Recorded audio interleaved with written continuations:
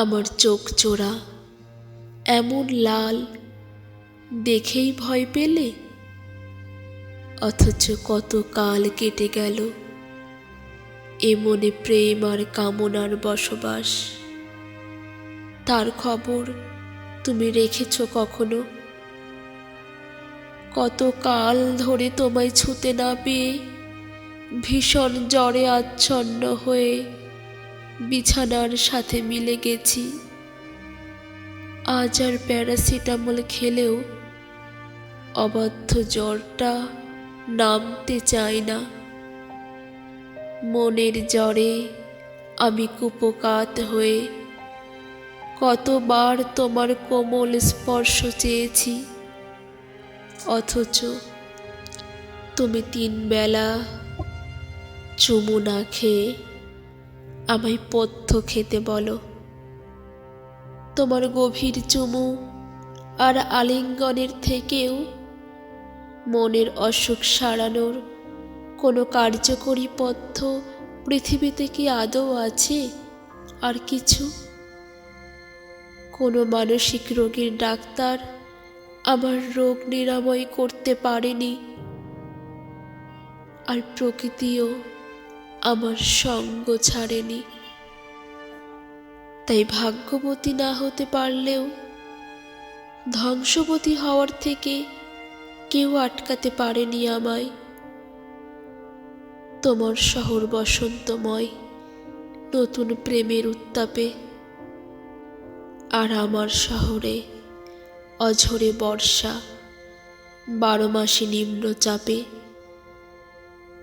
তোমার স্মৃতির কবরে দাঁড়িয়ে আমি কেমন আছি নিজেকে প্রশ্ন করতে করতে বড়ই ক্লান্ত জানো, ভীষণ ক্লান্ত, ভীষণ। তুমি কোথাও যেন আটকে আছো। মাঝে মাঝে ভাবি ছিঁড়ে ফেলি, কিন্তু এ কেমন মায়া। আজ আমি অসহায় এক মৃত্যু পথযাত্রী। ডাক্তার জবাব দিয়ে দিয়েছেন, এই জ্বর আর সারার নয়। সবশেষে যদি সব ছেড়ে তোমায় ছেড়ে চলে যাই, আমার কবরে একটা শিউলি গাছ লাগিয়ে দিও।